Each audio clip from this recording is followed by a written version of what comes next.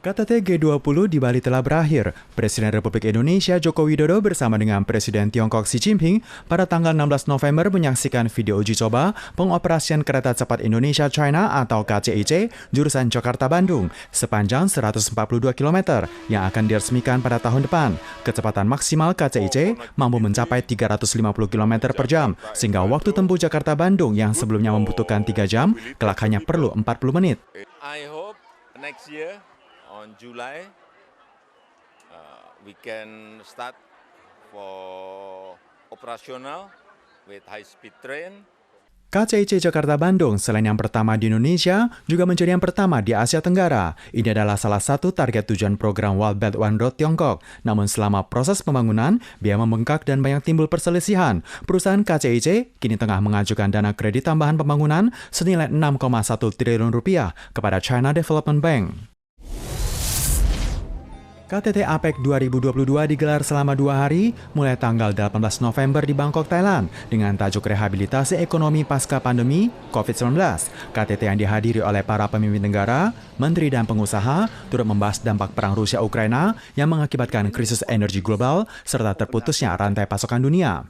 Thailand selaku tuan rumah pelaksana menyampaikan, melalui pertemuan ini diharapkan mampu mencapai kesepahaman tujuan yang spesifik dalam hal perubahan iklim dan investasi sumber daya yang berkesinambungan. Ini juga menjadi pertemuan APEC pertama yang membahas topik tersebut.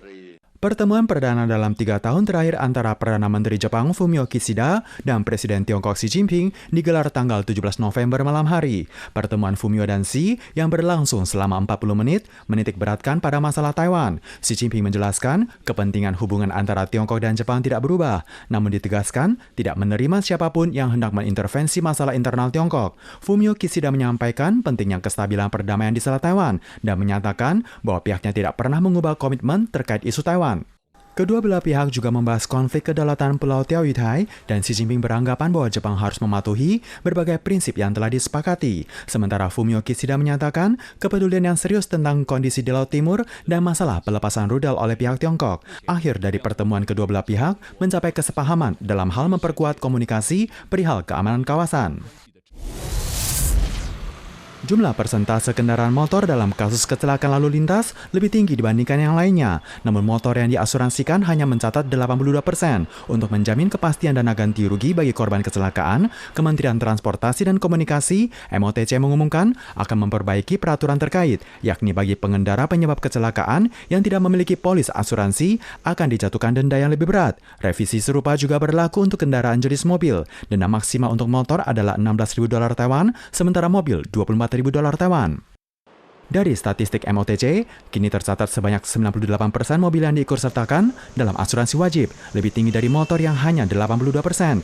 Ini dikarenakan mobil diwajibkan tes pemeriksaan berkala. Dalam revisi peraturan, juga akan ditambahkan selain kecelakaan, jika ada pelaporan pelanggaran lalu lintas, pihak kepolisian akan melakukan pengecekan silang. Jika tidak berasuransi, maka akan sekaligus didenda.